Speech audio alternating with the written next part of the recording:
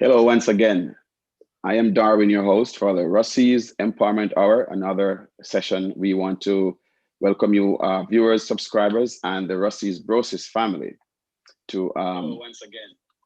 I am Darwin, your host for the Ruseas. I want to make sure that I want to first ask that I hope that you all are in very good health, as you know, considering we're in a very turbulent time right now. I hope that each and everyone has taken the best care they can of their families and their children, their loved ones. And I want to say a special guest we have with us today. His name is none other than Mr. Richard Dawes, a very fun-loving gentleman, humanitarian, achiever, and I would say a humanitarian, of course, and a philanthropist to some extent. And this is a special guest we have with us today, and I want to say welcome, Mr. Dawes, to this Russie's Empowerment Hour. How are you today? Thank you for welcoming me, sir. You know, I've been listening to a lot of the chats on the forum, and you are very active. You know, when you speak, you have a very commanding sense, and persons, you know, respect the words that you speak, and they seem to like you, especially for the music. Well, that's my little hobby right there, the music. Music is my hobby. And when it comes to music, I'm very passionate. When it comes to music. I can tell. Reggae, whatever it is, I'm passionate to my music. I can tell. I collect, I have a music collection also. I collect music. Okay, that's very good because, you know, music is something that, you know, everyone or most persons can resonate with. I mean, I always say Jamaica is like the players of instruments and the singers of songs. That's we are blessed with that as Jamaicans. So I want to say you are an extension of that right now, living in another part of the world. So, you know, just let's talk about your early days. And I know you're probably you know, you grew up in a very humble home with, you know, humble parents, you know, Christian background. Let's talk a little bit about your early days going up to your before you enter overseas.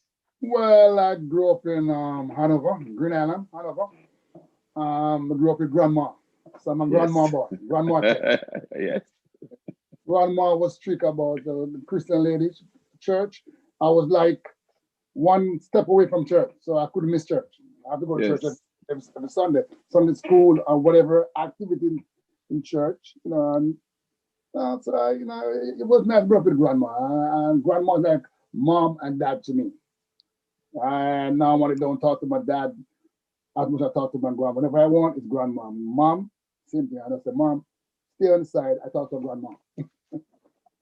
I mean, yeah, a lot of persons in Jamaica can resonate with that because I mean, Mm-hmm. most persons are, you know, parents going to make a better living considering the times of when we were growing up, you know, and grandma was the one available and we enjoyed it, you know. Mm-hmm. Yeah, yeah. Grandma, you know, grandma is special to me.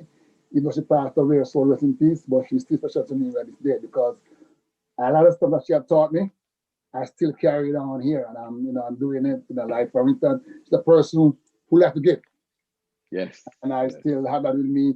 I love to give back. Yeah. Yes. Mm-hmm. That's one of the best things. And I Mm-hmm. you know, a lot of persons can when I spoke with you, these are some of the things that you spoke very, you know, dearly about, you know, Mm-hmm. passionate about giving back. And first I want to say I like that shirt.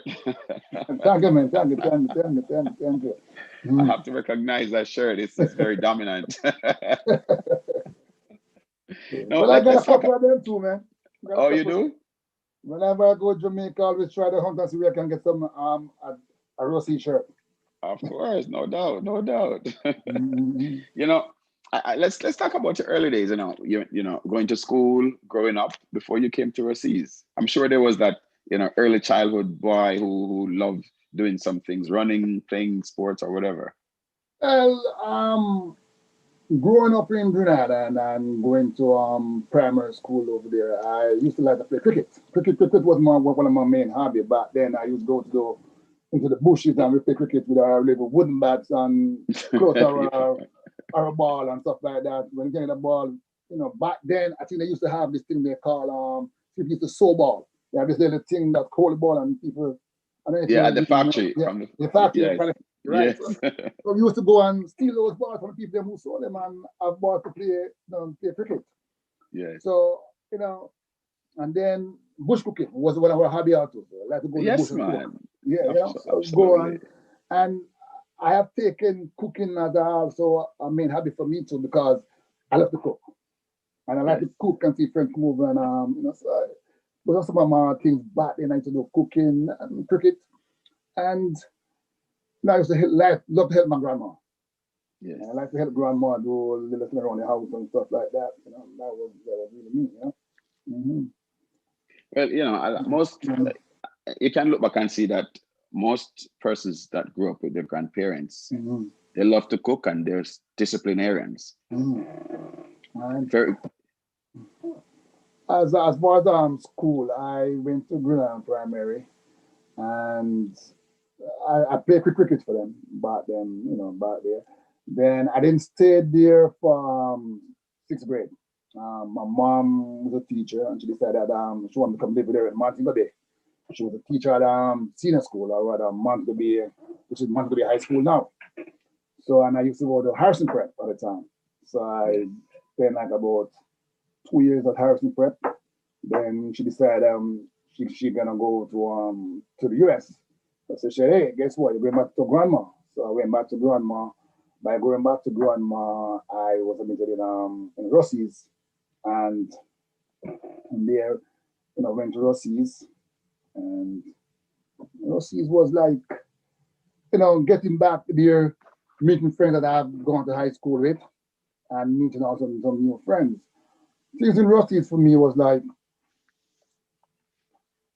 was the normal because I was a quiet person, a yes. very quiet person. I'm not that person who would be up and down.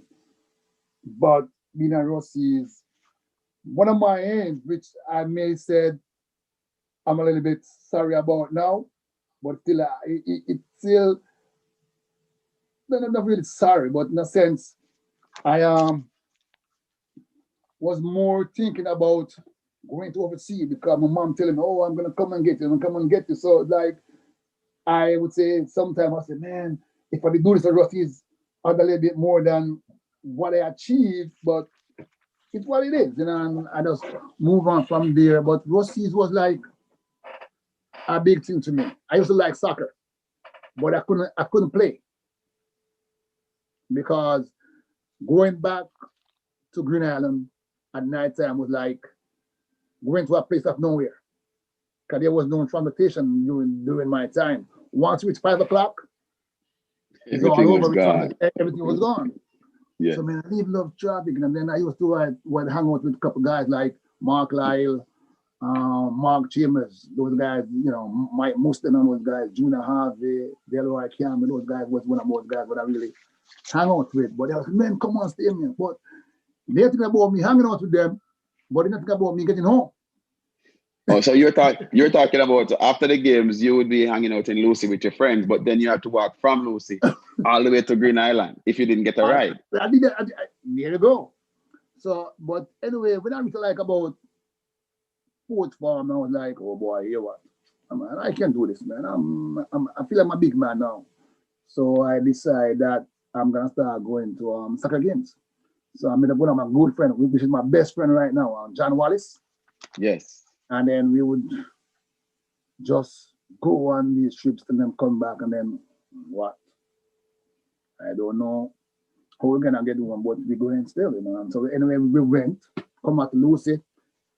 All our friends went home, and we felt like by the court was like this, how we gonna get home? Sitting Sometimes on I the go outside, fountain, right? right by the fountain, you know. But anyway, sometimes we end up walking all the way to Lance Bay before we get arrive. Sometimes, maybe police officers may say to us, okay, let's take these kids down, and then they drop us to Green Island. Then it's leave at, where my best friend John now, he have to go another 5 miles when he get to drop off in Green Island. So it was always, concerned about him when getting home. Next day come to school, how was it? We talk about it and stuff like that. But my days in Rusty's, man, I enjoyed it. I really enjoyed it. Was to me was meeting a lot of different people, guys, for the guys from Montpellier. And it was pretty, we had a pretty good communication. Being that I was in Montpellier, I know a little bit about Montpellier, so we could communicate. Like Reginald, Hugh, and a couple of the other guys, a couple of other that we could really communicate and stuff like that. And Ruseas, as far as remember, Miss Shippy was always on my case. Miss Shippy was giving me a hard time because she said, "You come from Grenada, or you come from Caldwell. I'm gonna make sure you sit in class." Yes. Yeah, Miss Shippy. I know a lot of people like to hear about Mr. Peasy, Mr. Peasy Miller. Peasy Miller, I didn't have that much in contact with him, but when I get to his class, it's always about he says, "Hey, you come to learn. If not learning, go outside." He would just like sometimes he in the classes and he be like, "Guys, if you play football, that's okay. But if you don't play football, I don't want anybody talking about football in my class." But his class, you could hear a pin drop because once you step inside there, he just comes up and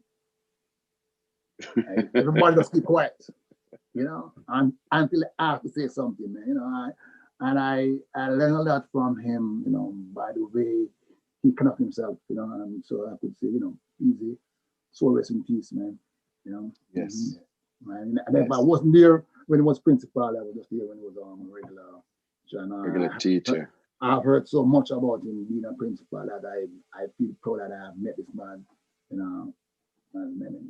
Absolutely. Mm-hmm. And you talk about that. What year did you start at Ruseas as a student?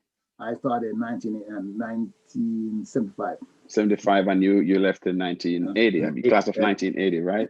Right. So that means you were there during the time when there were a lot of the early stages of the football between the 70s. Stage, not even the early stage. When I went to Ruseas, I can't remember, but there was a big thing at Ruseas when I went to Ruseas, with Mr. White. I don't know if you heard about that big demonstration, and kids decided not went to class, and because some people wanted Mr. White to leave and stuff like that. And, so I was in there and Mr. White, which was something like, it was a little small first farm, I couldn't really take part in, but fifth farm and sixth farm, big guys, them like, Sean Runners, I had the name of some I can't remember some of the guys then, but I remember some of the guys. Swelly was also part of was a senior guy at that time to Swelly, and another guy by name anyone else was a good friend of Swelly also too. Swelly was Yaki and those guys. Yeah. Mm-hmm. So you talk of that time when you were there, you did speak about it earlier, but I wanted to look at it now. When you look at it now, where you have this foreign mindedness that you think that maybe that's one of your when you look back and reflect, you say this is one of the things that you could have done better. Any other key challenges that you confronted or that confronted you. But do you think that's one of the main thing that was an obstacle there, because you have this thought that I don't have to do much in school because as soon as I left high school I'm going to go abroad to my mom or to my parents, so you didn't want to, a lot of persons might have got caught in by that bug, because they know they were going to travel abroad after high school, so they didn't put enough effort in trying to learn as much. But even though they did learn some, but they could have learned some more. But was there anything that you could have, or anything you could have done better when you look back at that moment?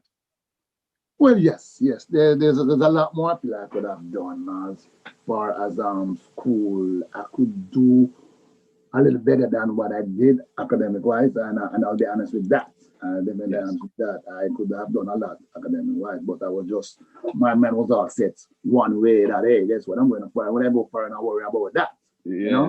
But that also really, when I left Ruseas and found that I wasn't gonna go to America right away, I was like, start struggling. So I decided, and I really said to my what I'm gonna do. And anyway, I end up going to there was a business school on Strand Street at that time. I can't remember the name right now. I don't quite remember the name, but I know I went there for like about a year, and I get to get a degree in accounting, right? So I end up went to from there I went to Jakarta village, you know. So I was like, boy, Yes, see, yeah. I could have achieved this if I was much more, you know, did academic wise better in Ruseas that maybe would have achieved accounting because I love accounting. Yes, yes, yes, I yes, love, but you know, it's like I said, it happens, but at least I still have the chance to go yes, back and absolutely. so that was one of my things, you know, in my level. But I still this day, boy, if I did this in Ruseas and get it on an O-level standard, maybe I would have been Yes, a little bit more advanced, you know. yes, Terms yes. yeah. So when you look back at that now, what would you Mm, say to a lot younger persons, like children in school now, who might mm, have had the same opportunities to mm, go mm, mm. abroad, to travel after high school? What advice would you give them, since that you have traveled that road already? What would you tell them? Well, my main would tell them the key to moving on from high school is a better academic life. Make sure you do your best in school to Yes, achieve something because on the outside it's not what it looks like, right? So right. you get a chance to be here to achieve something, be a go-getter and get it, and that will Yes, carry you through. Yeah. yes. Because not every person get their second chance to Right, really to right, go right. and get it. You Exactly. know, And you got that second chance and you took it. I got a second chance because Yes. when I got here, you know, I went on school and you know did business management back in Maryland. I did it for 2 years. That job. Then move on to New York. You know, and New York. 'Cause I was in. When I came here, I was in Maryland first. Yeah. Right, right, right. Mm-hmm. So you these are some of the things that when I look at, you, Mm-hmm. in your perspective, Ruseas would mean what to you Oh my when you look God. at it now? When you look at it now, what would it mean to you right now? Russies, even to this day, man, Russies, I have a passion for Russies. That is like when I talk about Russies, it brings tears to my eye, man, because I'm so passionate for Russies. Russies is like it's like I always think about Russies so much. What can I do for Russies? Because as I said, I don't tell people and I cut up my friends, I've not achieved what I wanted to achieve by Russies. But that passion I have for Russies is always there where I want to do I really want to do so much for Russies in whatever way I can get to Yes, do it. Yeah, yeah. So yes. that's what I'm really big time Because passion. by talking to you, I get that feeling that you're like a humanitarian. You Mm-hmm. always wanting to do more and Yeah. more and more all the time. So you moved to New York, and now talk about that. What happened after you moved to New York? How did you Oh get to? man, New York, man, New York. I came to New York, and when I came here for the matter, I came here from Maryland for a weekend. I brought a couple of friends from back in Hanover. I said, boy, yeah. I'm ready. It's a couple of guys for a month to go there too. And I said, boy, yeah.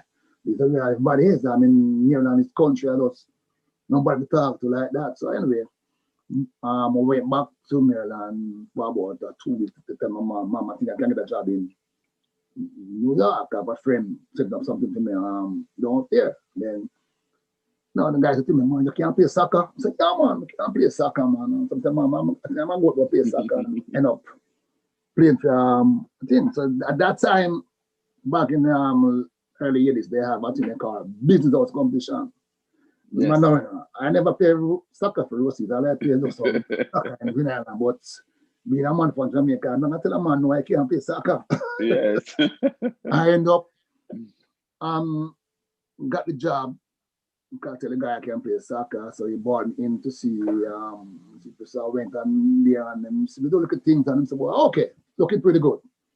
So I ended up getting a job in the brokerage at company by the name Drexel Burnham Lambert. So while I work in Drexel Lambert, I ended up playing soccer for them and stuff like that and business house. And, Yes.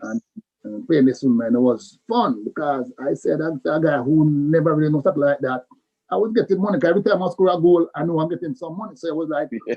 and I would miss on their work because I know the boy, once I'm there and I'm playing soccer for them or something else, and the money and stuff like that. But a good job. I worked for them for like about 4 years as a branch overseer. Like my job was like dealing with other branches, making sure they get their regular supplies and stuff like that, So yeah.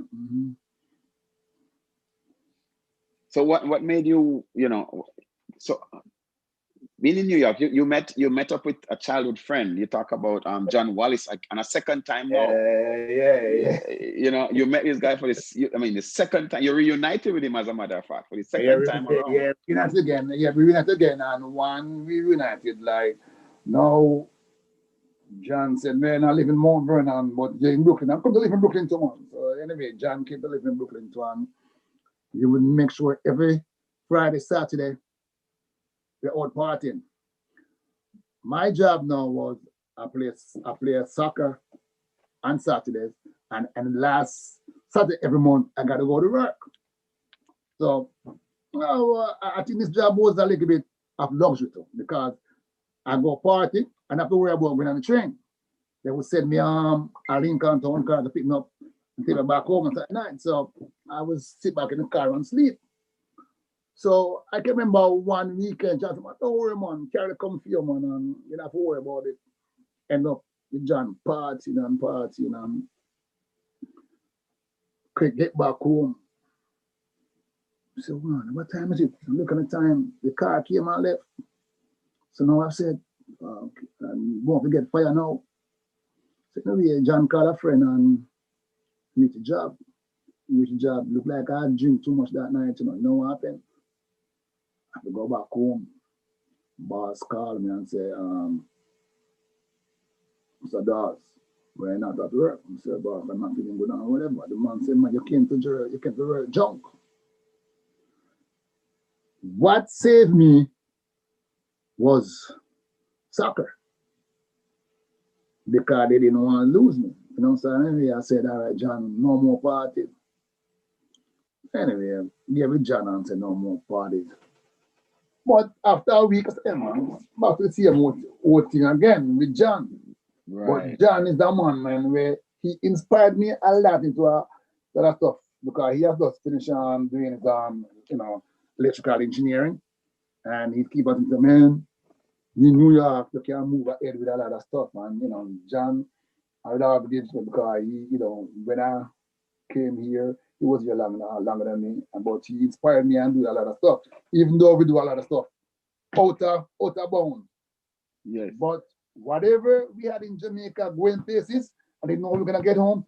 Came to New York, we continued going out. I don't know how to get it back home. But that time you were from walking, not knowing how to get a ride. Now you're sure how to get a ride home with the same person. Sure, get out home. We don't know how to get home, because we start going party, jump in a taxi. Sometimes you can call a cab and like you can go and call a Uber. No, back then it's like you have no car service. Something a car service, but leaving to go home from party. So you don't know exactly how you get home. Soon coming on cars, I'll pick up two more person and stuff like that. So sometimes it's in the area until starts about a year. We're working on start to carry rent until you can buy a car, But back then, my friend, I just look at it and say, "Look at this. Same thing at Ruseas, going out, enjoy what soccer match and come back. I don't know how we're getting home. And same thing coming in New York again, So, now that you say that, I have to speak on this, because you talk about John Wallace, that he's also educating himself, and he's inspiring you and telling you that, listen, you are to, this is New York. You can be what you want. You can be whoever you want, but you have to do something, even though you're working. So when you look back at that, you have to say, well, education is clearly the number one focus at Ruseas and most schools anyway. Yep. So, that sports that, bring a certain level of excitement and passion. When you look at that, you can mix them, you can mix them both, education and sports. So in your view, I want you to tell me, you didn't play any sport. You said you played cricket, but you didn't play cricket for Ruseas at some point No, because you just were thinking about I different didn't play things. no sports in Russian. I didn't play no sports in Russian. No sports. No. So what is it? You know, you're in New York now and you meet up with John Wallace, but Mm. moving on now with your job that you're doing, you Mm-hmm. try to get yourself qualified because John is an electrical engineer. Yeah, man. Well, he motivated me, and I went back and did some classes. Continued from where I left off in Maryland. I continued, and then I achieve associate from there. And being at this company, I wanted to move up. I became a branch manager, and I was there as a branch manager working in the production department for them. I was there for like about 5 years. While being there, I was like, I get to know a lot of stuff because I was access that time. There was technology wasn't like it was, and I don't know like it is now. So Right. I have to learn a little bit about the computer and stuff like that. I got on-job training and stuff like that. So I use that as part of mine to really gain some other access to another level. You know, um, at Drexel, I think that's one job that I really think that I achieve a lot. Achieve a lot. Being in the brokerage, in the brokerage, it was a really step up for me. Wherein as far as getting access to a lot of stuff, it was right there and right there for me to really move up. Well, there's a lot of growth there. Put it that way. There's a lot of Right. growth. Yeah. Right. Well, it was not all about work. You still find time to have some fun. Right. Yeah. And you have a passion for the music, of course. Well, passion for my music right now. While I was at Drexel, I did a guy by there was Juna Lindo. Um, and he was I can't remember his brother's name, but his brother was a student in Florida. And I would get a lot of that time his brother was producing on D Brown. So I started collecting music. So every weekend he come and say, man, I have some records for you here and stuff like that. And I would collect a lot of records. So I decided one day and say, I need to get into this music business. I can't have enough record, I can do my thing. And so I started by a lot of disco 45 and LP and 45 and stuff like that, and start getting into the music business from there. And I came up, I built my first system was named Phenomenal One. I named it from off the Ninja Man said, Phenomenal One, So, from Ninja Man, Yes. So that was my first one. And then that friends boy, my friends boy, I didn't like the Indian version. So we went and said, like we were going around. I said, why I call it synergy? So we said the synergy says, I thought I said, why synergy? I said, why Steamboat Reggae Song Splash back in the years was produced by Synergy. Yes. Okay. So we call it Synergy, and I'm here with I about a good couple of years. It was we sent to Jamaica and moved on for a little while till we sold it to somewhere down there. And the guy who went over there came back up here. But I still keep myself in the music. I for about 1989. I lost 89. Yeah, 89. I lost my job with Drexel Burnham because they ran another because there was Mike Milken. Yes. They call us junk band, the junk band king. Yes. Whatever he was doing, it was some illegal stuff, and they decided, hey, they gotta pay some fine. So by paying this fine, it comes to well, we didn't have the money to keep this company going, so we're gonna lay everybody off, and that's it. When the company went bankrupt. From there, then I moved back to the airport, and after the airport, I end up I started a new career again in cargo, doing cargo, building pallets. Mm-hmm. That's good. So, talk about your music journey that you're on, because you have a vast knowledge of music and you've met quite a few of these musical giants that persons look Well, up to. music. I started off with first with a band in a group band in Brooklyn. The name Rough Stuff, not Rough Cut now because they get it Rough Stuff, Brooklyn. Yes. That friend of mine named Junior Hewitt, and he saw me and said, "Boy, you love music, so come in and work with me." So then decided, all right, gonna be a part-time group and build a tool over the Rough Cut Rough Stuff studio, and I was a part of it.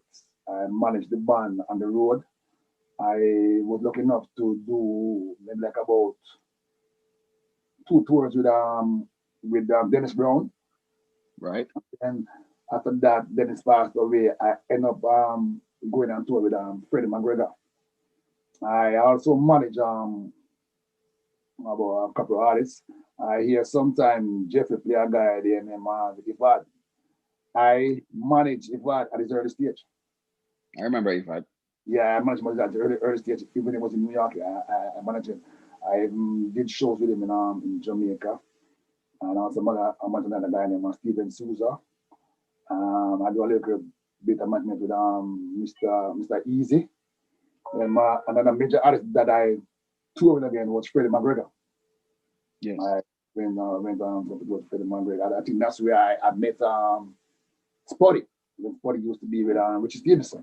Yeah, so I met Spotty on that. Not knowing that Spotty went to Ruseas. Oh, really? Yeah, I never knew he went to Ruseas. Yeah. So hold on. So you're saying Spotty, I hear him play a lot of these, Richie Stevens sound Mm. alike. Are you saying that it's really Richie Stevens he's playing? He's not any sound alike? No, absolutely, it's then Richie Stevenson. Of course. Okay. Just to They, get it out of the to ear for the me, to persons me, who. to me, seeing with Richie and how much they're like brothers. Okay. So that Yeah. was just a disclaimer to make sure that, a lot of persons out there might be saying No, no, he's no, not no, playing no, any real Richie Stevens. So that no. kind of clear the ear right now. Okay. That's So that's one King's Spotty, that's good. King's Party. If I'm playing against King's Party now, I'm concerned about him coming with some good Richie Stevenson. Richie Stevens. Okay. And he would worry about me coming with some Freddie. Okay. So the cat is out of the bag right now. So Spotty, we know you have the Richie Stevens. So I'm on. So yeah, continue with your journey. Mm. You met Spotty, and Richie Yeah, and Stevens it's and body, not knowing then I think that's what I know. And then I think that's how I try with him before I meant try somewhere else. Anyway, but anyway, and from there then I started involved in music more because people start knowing me now. So I was involved in Harry Jamboree. That was one of the biggest show that was in New York at that the early those time. So I did do something with Irish and Marie. I started produce a journal that they produced that they give away at the show. I was the one who was on the, the back end producing all these books for them, almost 100 books for them for that show. yes. And so did a lot of other small shows all around. I work with them. I work with a couple artists, here and there, but not much to really mention about their name because they're the small artists. But and I also had a promotion I had for myself that Marcus Garvey Family Fun Day. Yes. That was my show, and I did that show. I did it for like about what for about 4 years, and I also was a part of the Dennis Brown Foundation too, Yes. giving award to Tommy Cowan, Freddie McGregor, couple of guys that they So give out. Mm, something something tells me by conversing with you that mm. you have you love the music so much that you're not really the you don't like to be the upfront guy. You want to be behind the scenes, directing traffic, getting things done at the same time. But your son now has taken over the music, and you just sit back and let him do it. Well, my son, proud of him, because I think I didn't do nothing in music. When I look at what he's doing right now, I didn't do nothing. I just set the foundation, and he just carried on from there and expand on it. Right? Awesome. I have to say that he took it over. He has traveled more than I did. right? And give thanks to Mr. Easy, Stephen Souza, Conscience, a couple of this there's so much artists that he has done work for, and he's now taken to up where he's producing now. Wow. He's now almost coming to the studio. And he has back in one early maybe 2010, 2011, something like that. He started traveling to Jamaica every August to be Okay. an they had this show in this thing in Miguel that he goes on and I used to play for the whole weekend. Okay. And Good. so he does a lot, and after him, he has take my business to a different level. Awesome. Um, Awesome. and from there, now my business has expanded because now we not just entertainment alone, but we also do bookings for other artists. We do bookings. Um, we do custom T-shirts. We do Yes. graphic design, and we also do whatever you want in form of painting. Put it that way, in form of painting. Mm. Let's talk about the graphic designing, the Mm. t-shirts. Talk a Mm. little bit about that. How did you get into that? Oh, that's a funny thing. You know, is give thanks to Bobby Clark and Maxine Greaves, the two persons I have to give thanks to.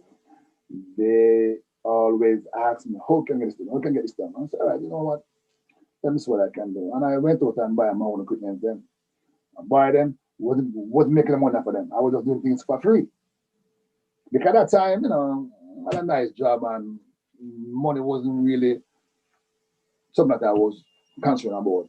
Okay, so I we go out get the machines, them start press the shirt them for them and get them back for the Irish jam workers and people want to work on Irish jam and stuff like that.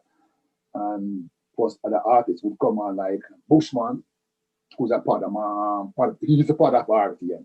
I'll tell that he's part of RTN. And I do his show, do shirts for promotion purpose and stuff like that. Not getting nothing. Okay. So yeah, I think when after I left Drexel, I started another job, which I may go into it with later how I got that job. While doing that job, I decided, to, boy, things getting bad, look like I was to lose the job now. So I decided, guess what? I will start put something together. So if I really lose the job, this can cover me and so like that. So I start, so a couple of flyers and cards like that, and then from there, with the help of my son, it just went global, and I'm doing pretty good at it now. I am not just doing T-shirts, but I do full garments also too. I work with a couple of people. Or they will have some clothes line right now. I'm working on Bushman have a line out there. Most of the stuff people may see on the street. I'm the one who do them. Mr. Easy have a line out there too. So a couple of people, a couple of artists that I'm working with right now with a line out So so it's evident then that there. you are a man of vision. You know Mm-hmm. how to do stuff. You get things done, and you were already prepared for this. When you look at what we're going through now, this coronavirus pandemic, where persons have to be resorting to doing online business, you were Mm-hmm. way ahead of that already because you were Yeah. already doing that. Mm-hmm. Yeah. So how, Also, how does it affect you now? in what way do you mean? How does the coronavirus, how does it affect you in your Oh, forms of your work, in it, your it, production? it, it affected me a lot, because there are jobs like, for instance, I had couple couple jobs I've lost, and I mean big jobs because events I was supposed to go on, people needed 200 shirts, 500 shirts, and stuff like that. All of it's gone. So I am couple of them. I think I maybe lost them like about a good $20,000 with jobs that I know that's gone because I bought the cash their event. You know. Right, exactly. That's right. Mm-hmm. Because you're in that promotion area, so you're not getting that much No. volume to make that business function anymore. Mm-hmm. Yep. Um, but I still carry on, because I still got to find a way to pay my bills then and stuff like that. And and that is very important that you say that, because even though you are going through that difficult time, you Mhm. still find time to be giving back every year, every time. You Mhm. always find time to give back to the less fortunate. Trips to Jamaica. You always giving back. Let's Well, talk about that part all for a right. moment. In Green Island, Hanover, I do have like about what 6 kids that I really take care of them going back to school. I cost me a little bit, but not that much that I'm gonna cry about because I love to give, so I don't really whatever I give, I'm happy to give. Even if it's my Yes, last sir. cent, I'm happy to give. But in Grenada, we do back to school thing every year. Yes. I've done it for the past 2 years, right? But we give back uniforms. We take them a roll of khakis and we cut it and everybody get the stuff. School, for the girls, them same thing too. Get them material, give them a backpack with books and stuff like that. Give them a full day of treats, you know. And then I do also have a soccer team down there. So soccer team down there that I have down there. Um, they are doing pretty good down there in community league, which I have, which is the RTN community league and stuff like that. I have a school down there, a basic school that I adapt down there, and I do like for even if I don't go down, I make sure that for their graduation they have little something that they can really keep them after their graduation. Yeah. Yes. Awesome. Awesome. Mhm. And let me just that's what even though you're going through that tough time, most persons are right now because of this pandemic. You still find that. So these things don't just come from persons who just find themselves with the resources. You are a person who, by talking to you, you have a very clear conscience and you have a pure heart. You're very conscientious and you're thoughtful of people. And look, this is what you're doing right now. I guess maybe the music is getting you to think like this.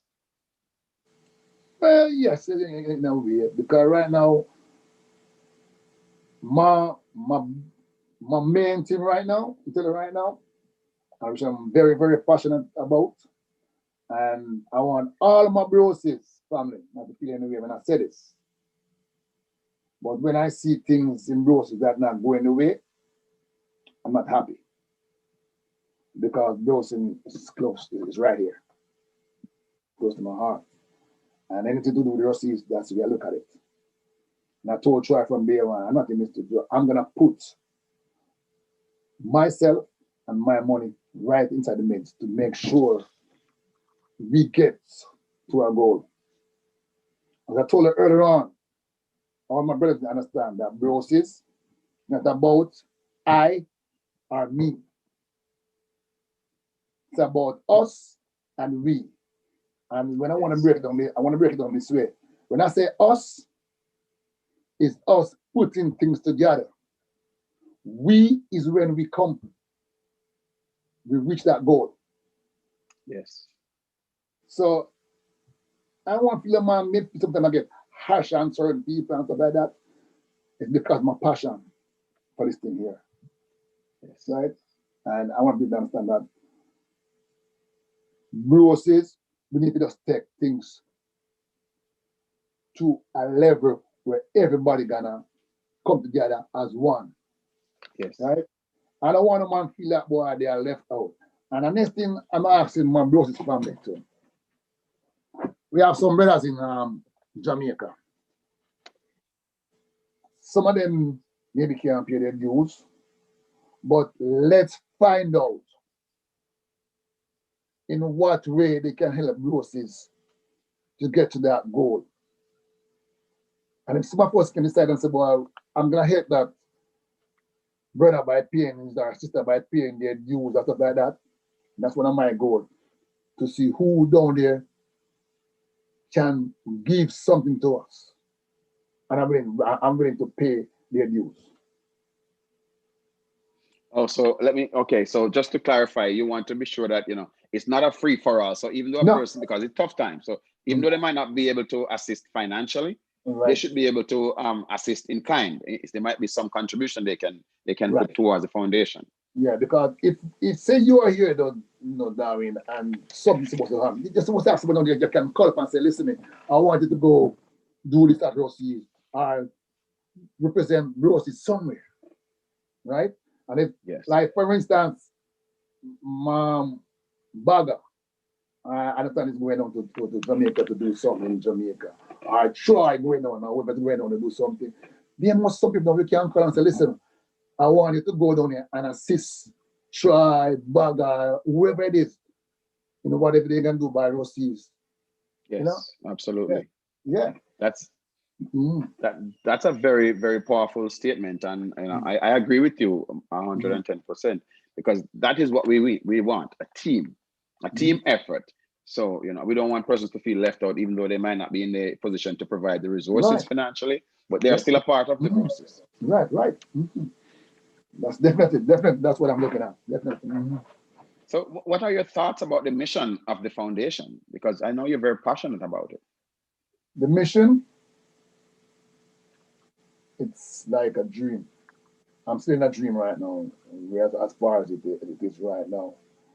And the way I look at the mission is for us to just wake up and put our hands together and decide that we want to accomplish this dream. And I told you before, for me, seeing this come to reality. I mean, do you see any benefits coming from it if we come together and do what we're supposed to do? What benefits do you see coming from it? The benefits I'm looking at, not for me. I'm not looking for no benefit from it. I'm looking for benefits from the guys them in Jamaica and also the students them. Yes. And most of all, Ruseas itself. Because I look at it as an income coming for the school. There's a lot can achieve from that complex there. Is what we're looking at is something that's not in Hanover. So we have to know that there are people from the outside who are going to come into this facility. Right? So it's the interest of Brosis family in Jamaica and also students then to make sure once this come a reality, they are going to make sure that they are the ones who can make sure the upkeepment is where it's supposed to be. Because this is something that not just kids who are there now, but the future kids can come and see it and they can keep it going. Beneficial. I mean, it's an ongoing movement. It's not just for us now. We were there. All we ask for is that persons who are in the the process right now currently to create that opportunity that Mr. Miller provided for us, so we could enjoy it. We can brag about it now because we're there during the heyday when Ruseas was on top during the whatever time it was, and that legacy is left there. We have to try to create another legacy so that who are coming can enjoy. So that's very good. I really like that thought process that you're talking about. And sorry, and another thing too, I know,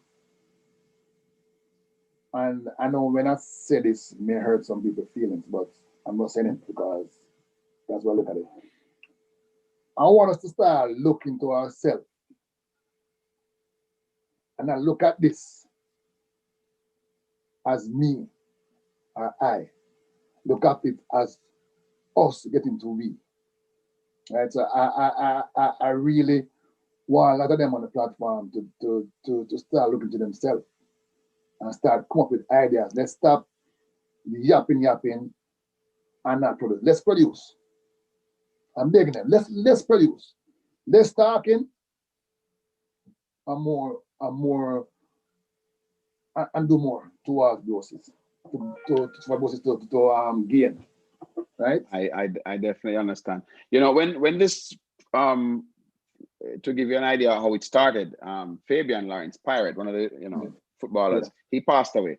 Unfortunately, may his soul rest in peace. And some guys get together, Granny, Fogarty, and Byron. They came together and say, you know what, we should start because we haven't seen each other such a long time. Let's have something so we can stay in touch. So the footballers on a whole they're the nucleus of this the foundation. So they wanted to start a thing to keep them together so they can keep communicating. Some may not be in communication every day because busy and other family obligations. However, they try to keep in touch. And if you notice, sometimes, the nucleus of the group is around the footballers, because what they do, they have that camaraderie, that team thing around them, because Mr. Henry and Troy, the captains, the technical directors, they created that environment for them, so they have that camaraderie, that team, that family structure.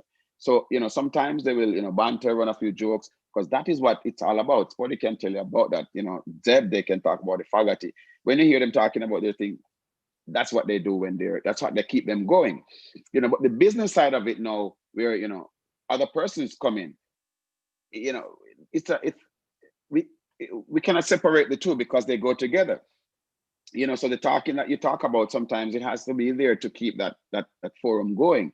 Even though what you're saying is well received and well intentioned. So I just don't want the others to might think that you don't mean well, because I'm just trying to clear it so that persons don't think that you're trying to bash them. So now you're trying to say something. What are you trying to No, say? I'm not bashing anyone, because Right, honest right. truth, sometimes I'm on there and I'm enjoying some stuff. But Yes, yes, what yes. what I'm saying is that, like for instance, I don't think we should be out there begging anyone to pay their dues, and begging anyone to get involved when there's a fundraising. It is something that everybody move to and say, boy, you are this. And what I'm saying, guess what? We are always gonna have fun, have to have fun, because we cannot Yes, just say so I agree with the fun. But what I'm talking about, when time to do certain things, I want everybody to be there. heavy lifting. Right, Yes, yeah, yeah, be there. So I mean, it's not as I said already. It's not about me. It's not about try. It's bigger than try. It's bigger than it's any an one yeah. of us what we're doing right now. Yes, Right. So sometimes I talk about this, I get really passionate about this, man. Because it's I like understand. I want to see this thing, reach where it's supposed to be, man. That's my main thing. Now, I may not talk much about what I have about my plans, but I have plans Yes, yes. that I'm And sitting back and trying to put together. talking about plans, I Mm. mean, a lot of persons are looking forward to this, this musical, contest, that Mm. you seem to, drop some tune out there, and guys just you drop sounds and people just disappear. Like, what is it so special about you with this music that you bring it to Ruseas, and it's like everyone is suddenly a musician. Wayne challenging you, Boom Blast, all these guys want to be. You created that energy around the music, Well, you created another space for music right there on the well, forum. as you said, this is part of the fun that we have, and I enjoy. As I said, the other fun that I enjoy, but the music part of it, as I said, fun is, and the music is just something in me that I have a passion for music on a different level. Yes, And when I hear people playing and say this, I like to highlight myself sometimes when it comes to music. Not that I'm pushing anybody or we are trying to outdo anyone. I'm not trying to do anyone. To me, it's all about fun, right? yes, It's all about fun, right? And as I tell a couple of people in the group already, I said, we have to set a way to have this clash go on, right? yes, I feel that the way they're going at it, it needs to disrupt us in some way different. I will tell you this, Mr. Wayne, this is for you. You want to really clash with me. This is one thing I would say to you. It's not nothing between me and the personal thing between me personally. It's all about Ruseas. So when I clash with someone inside there, I want to see where benefit in Ruseas. So if I should have clash yes, with Wayne, say for Wayne, and Wayne, I don't take it personal, but if I clash with you, my give back to Ruseas to clash with you is $500. yes, So yes, Anybody want class with me, put their money right next to mine. And then that money is okay. I get that. I don't want that. nothing out of it. It's all go to Ruseas. It's a fundraiser. It's a fundraiser. Absolutely. So I'm saying I don't want you talking. I want to see action. Give me some money and say what's up for Ruseas. And that's where we are. Brosis family for life. Yes. Once a Russian, always a Russian, Always a Russian. Mm-hmm. Now, to the next level now, we're talking about what you're currently doing right now, because sometimes when I call you, you are, you're talking for a few minutes and then you hear me, hey, they page me, I have to go. All right. Let me bring me back to 1990 then, and then it can bring up to where I am right now. 1990 after I got laid off. I mean, I got no, it then I got laid off from my job. So 1990, I got a call from someone, a guy that I used to, a white guy who I used to work with at Drexel Burnham. He said, man, I have an offer for you. I said, what offer? He said, man, I have an engineering company looking for somebody to come run the office. I'm saying, yeah, all right. Anyway, I don't know if I went to the interview. I said, well, I'm showing this man because this guy look at me like, oh, this is that guy coming here, I'm not saying I'm prejudiced. I'm not prejudiced. Just that the way he look at me, I was like, am I really gonna get this job? Anyway, I went for about 2 weeks, I got a call. I went up for a second interview. When I went for a second interview, the man said, and I'm going to interview you, I'm going to ask you, when can you start? I said, I can start anytime. So anyway, not inside here. He said, the offer I'm giving you, I'm not ready to retire as yet. It's my position you're going to get. So anyway, went inside there. I started being a supervisor. So I am assistant to the office manager. Put it that way. So to give me a supervisor position, so I oversee day-to-day operation at the office. So until it I end up learning from him of the outside of the office into the branch offices then. So now I am there, and about 5 years I was there learning from him. He decided that he want to get he want to retire now. I said, wow, this is a task, because you're talking about office all over the US and plus international, So I said, oh, what's going on? Anyway, I got this I took it, and while there I started getting some I start getting some options where I can get some growth. So they said, do you want to take part in structural?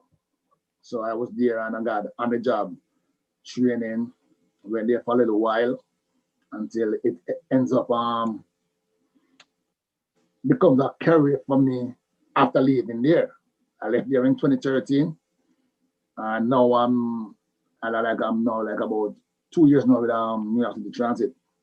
And because I've been there, I end up to get a job in New York City Transit with part of the structural department. And, right. So it's like I said, my life is like meeting people who see I am and give me that push to really achieve something, achieve some things. Yes. And when I look at it, as I said before, it's always come to me about what more I could have achieved. Maybe I could have achieved more if I've done better Ruseas, and that would never leave me alone. I will keep on saying that, because of where I am right now, Yeah. So now I am on New York City Transit, working as in the structural department. I go around looking at train stations, then see structure them and see what repair need to be done and stuff like that. Yeah. Okay, so I mean, is it such a I take it it's very demanding. It's demanding from you and your family because you're always out. Well, I'm always out, but I try to find time for the family. I used to be a party guy. I think I've generally I don't do that much more part now. I'm more like a family guy now. So I'm mostly home now. You're a home guy now. Yeah, my thing at home is inviting my friends at home and we sit back and cook. That's what it is. Fry some fish because I'm a fisherman. I do fishing too. Okay. I go Yeah. fishing. And You have to be, you have to be careful you talk about the cooking because next thing these guys are gonna say you have to put something out there so they can see what you're cooking, you know. No, I put stuff out there already. And Oh yeah? the good thing about it, the great Mr. King, Spuddy King, he has come and see me in action. Oh So yeah? at least once he can cover me, I'm happy. Yes, of course. And I know you have a fish fry. You have a fish fry coming up also. I have a fish fry tomorrow. Tomorrow, yes. So I have a fish fry almost every Wednesday. I have a fish fry. how is talk about that? How is that working out? That's All also right. a fundraiser My or for fish your own fry, purpose? my fish fry is not for me. I started doing fish as fun.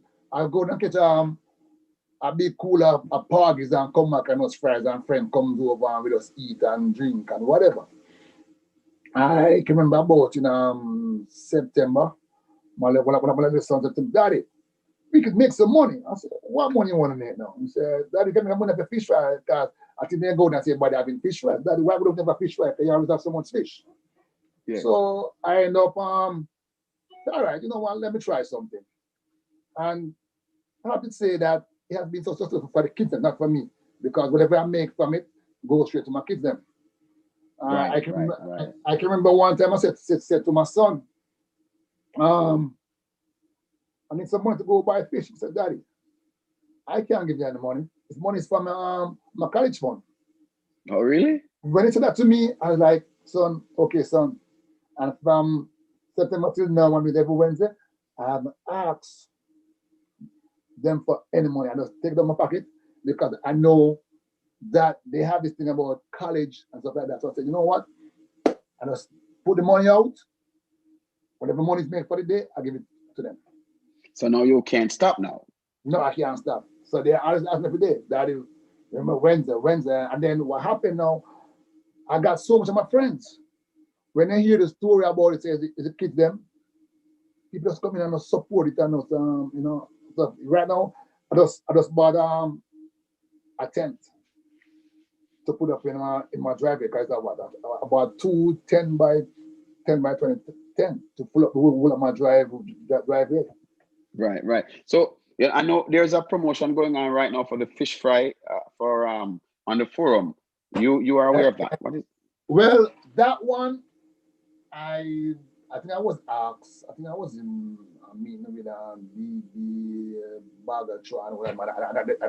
I'm not sure I was Spotty, and then I said, let's do a fish fry.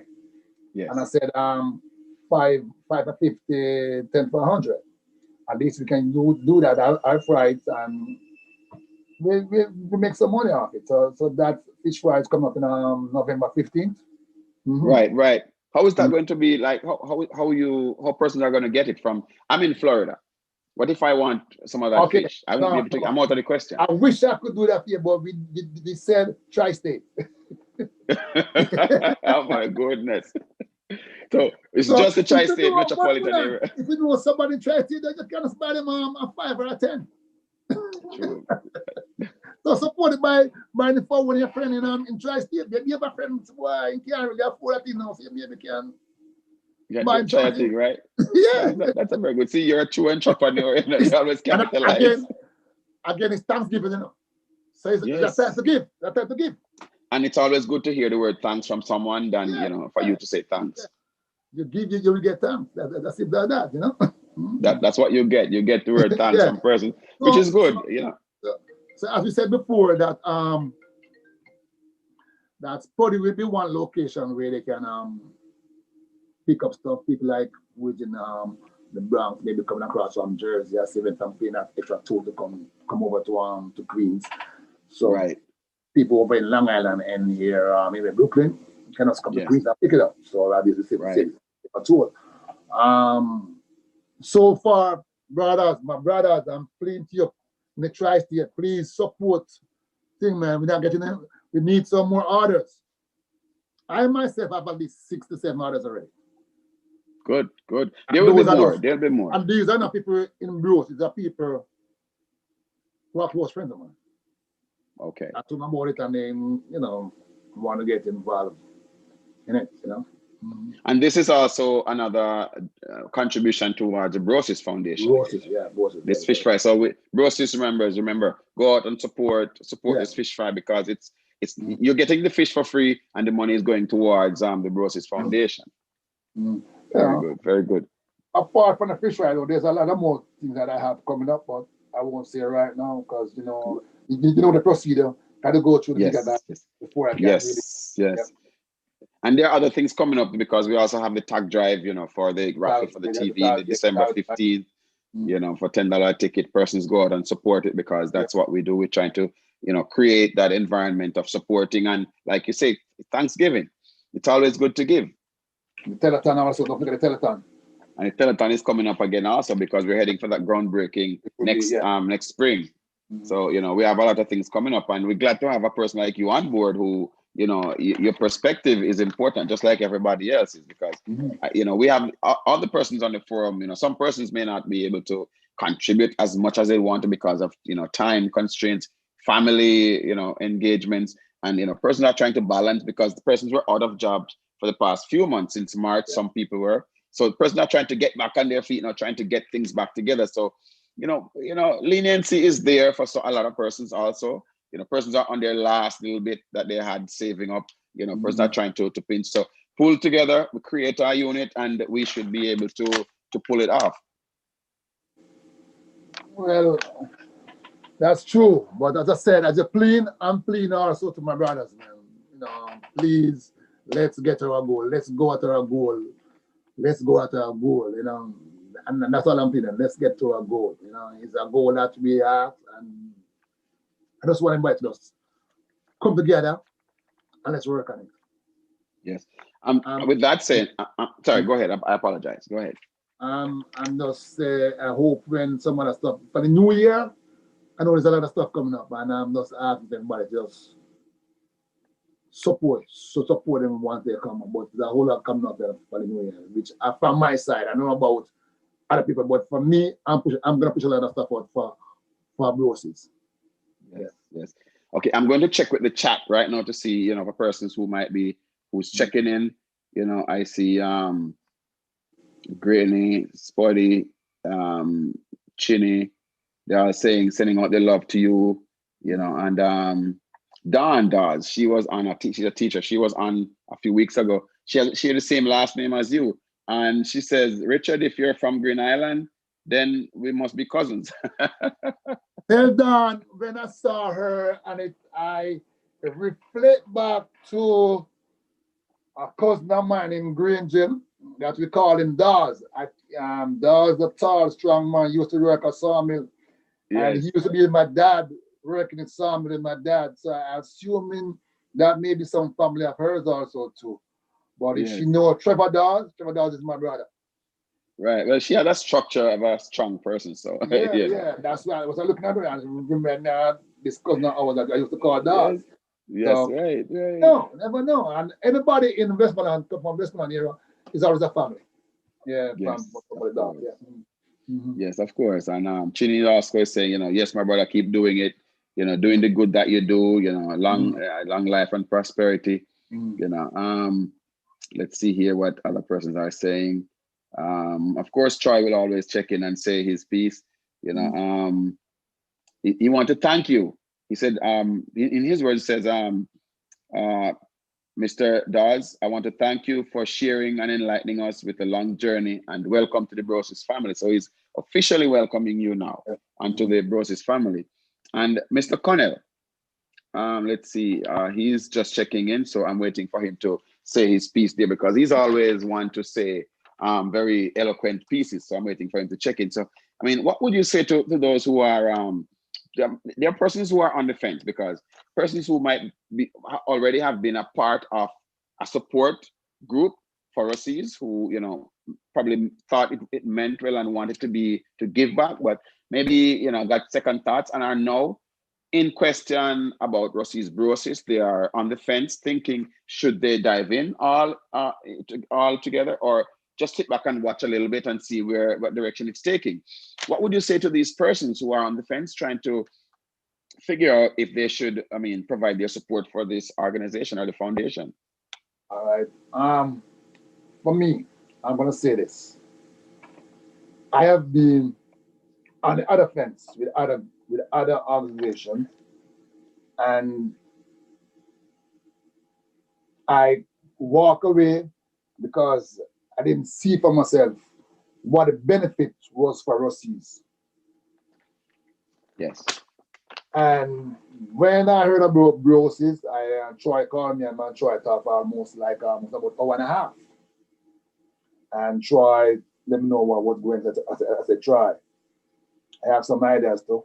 These are my ideas, and we went over it. And when I spoke to Troy, I see his passion of what he wants to accomplish. And I said, Troy, I'm coming aboard. So I'm telling anyone out there, don't sit around and ask yourself, what should I do?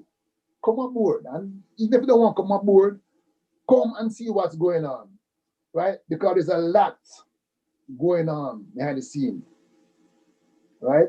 And sitting outside, you're not gonna see nothing. So step inside, have a seat, and be a part of it. Because at the end of the day, we're gonna achieve, and I don't want anyone to be left out. So if you're outside there looking in, call Troy. Even if you want to call me, and I tell you what I see that pull me inside here. I see the love that everyone have, and I see what everybody wants to achieve. Everybody, I can see the goal, and the goal is right there just for us. But we just got to come together and achieve that goal. There's one person I want to say something to. Um, Jeffrey Samuels. That song, there, I'm happy to be a part of it with him. And I'm now pushing that song. The Ruseas anthem? Yep. I got him on some interview last week, and it's now playing in Jamaica. I'm radio station in Yes. Jamaica, and I have another radio personality supposed to be calling him sometime this week or next week. I was listening to it, and Chinny was calling in. I was listening to it live on that day when he was having it aired. Yeah. And So that's one thing I'm working on to push also, because I'm using whatever people I knew back in music industry. I'm trying to get to them to see what I can do and how far I can push it along, give him that strength. yes, of course, because without saying, it goes without saying, Jeffrey, we call him Zeb. He's he's very creative and artistic in more ways than one. He's a very good artist, Yeah. musically also. So there's no limits where he's concerned. So with him doing a song like that, it's not surprising if it should become a huge success.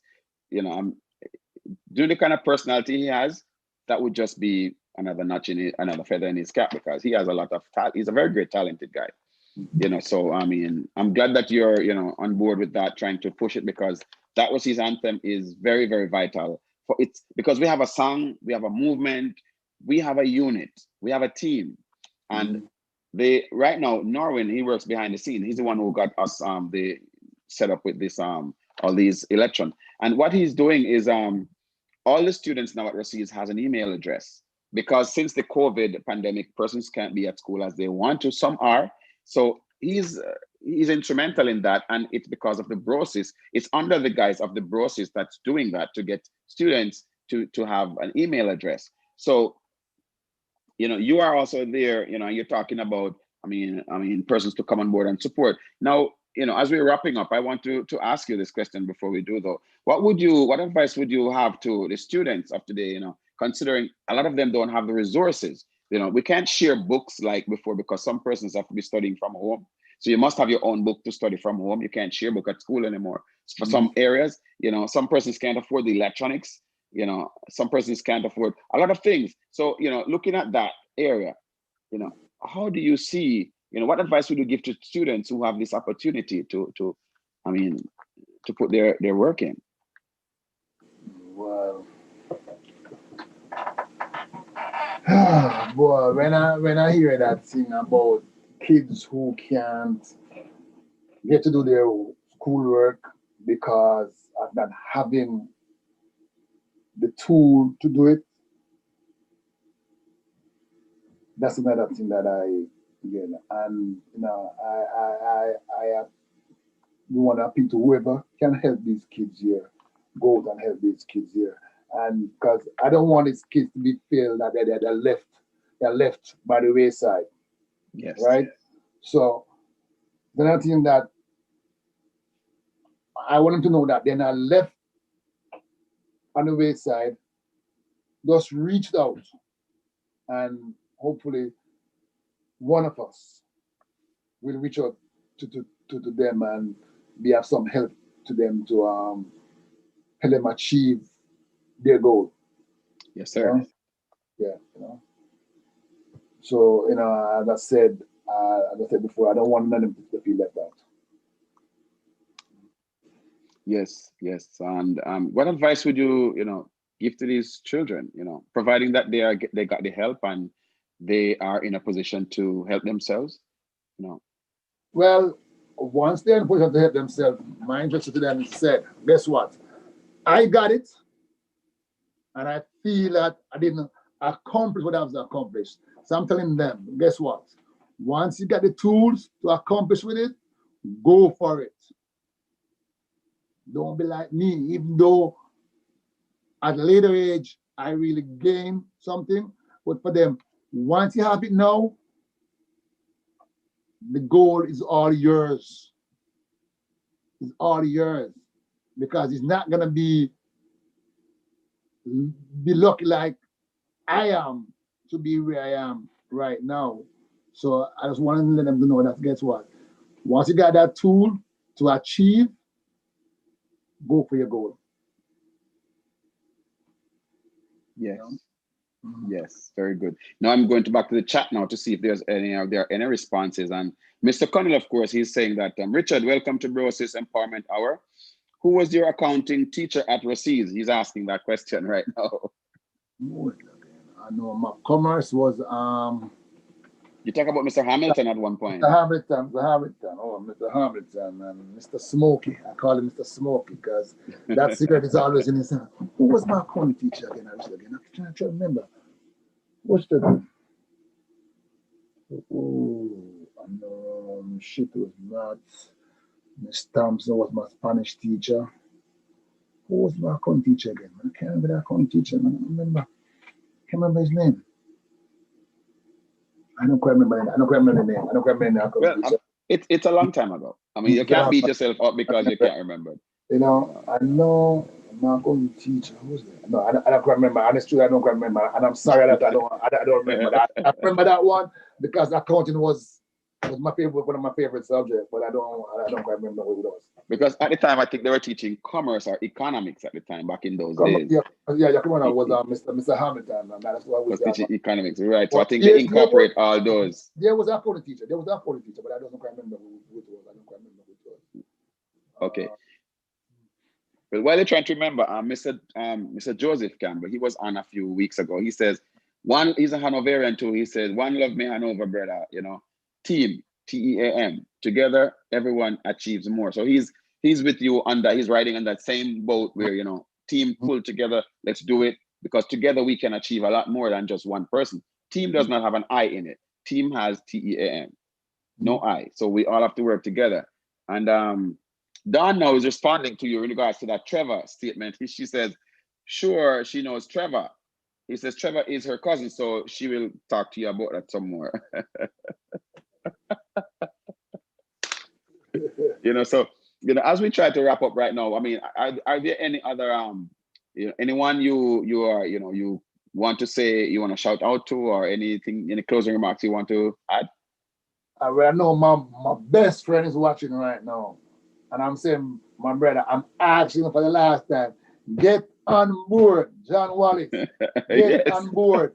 Keith Camber, get on board over there in Georgia. Get on board. Please, these are two guys that I'm pushing to get on board. Yes, I yes. hope we can get on board. And anyone out there that know me, please join up and let's get this thing. Let's get whatever is at hand. Let's get it done. Right? Because I don't want to come back next 2 years from now and say, man, I didn't know it was gonna go so far. I want to know when we start going to Jamaica and say, boy, look at this, what you have accomplished. You're there right next to me, partying and having fun of what you have accomplished. You know? Yes. Mm-hmm. That's good. That's good. Very profound. Well said, Mr. Dawes. It's a pleasure having you on this forum with us, because I mean, I look forward every time you come onto the forum. I know you have something musical to say. I look for those dub plates. Listen, the first time you play a song on that, and it was that Bushman dub plate, and everybody was like, what? Do we have Bushman? What's going on in here? This is that, we have dub plate in here. What? We didn't know. We have jingles.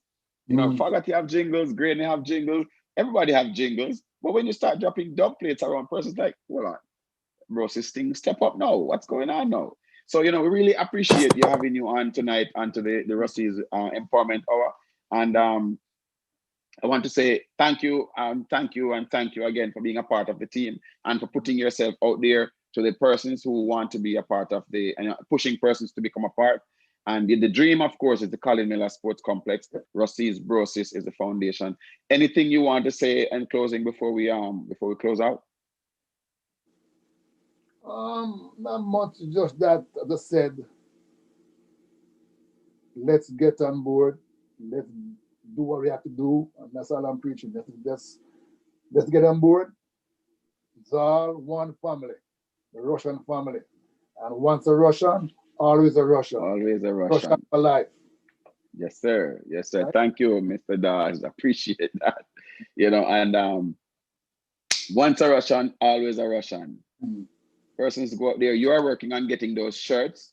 Keep working on that, because I don't want to put anything out there too early, because I want you to be the driving force behind it, because that is your baby right there. Those shirts are coming. Those shirts are coming, man. But I gotta wait on people above me to say, hey, get them out here, But yes. and when they come out, people are like, wow, no worry. Yes. We did it. And it's worth it.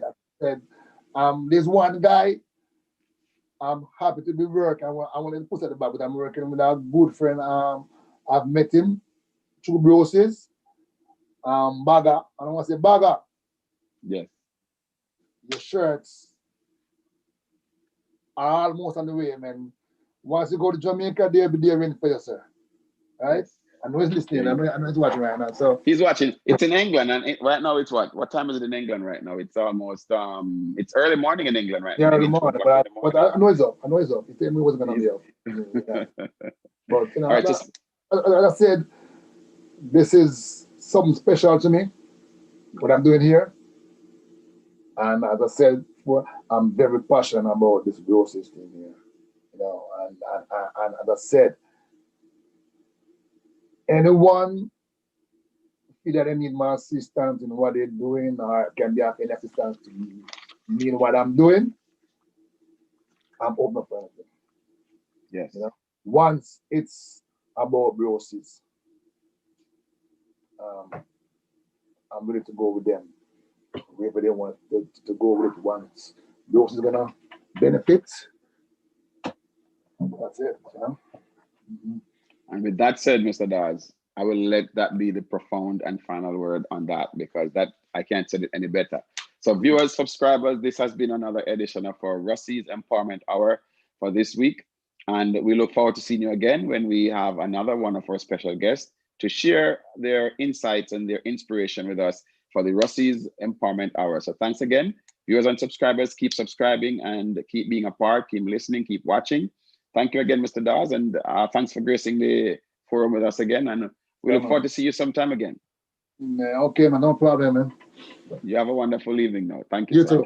Okay, bye.